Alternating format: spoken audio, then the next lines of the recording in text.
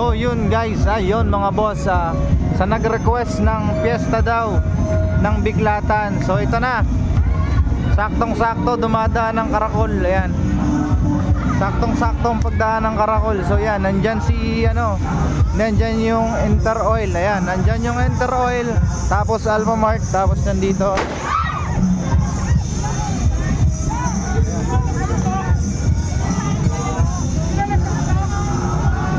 tapos yun, mayroon doon. Kita nyo yung bakanting lote doon. Yun, yung bakanting lote doon, nandun yung nandun yung ampaw. Nandun lang yung ampaw sa may bakanting lote. Doon sa may gilid lang ni Jenlos Lechon Manok. So yun, di na magtatagal, sobrang daming tao.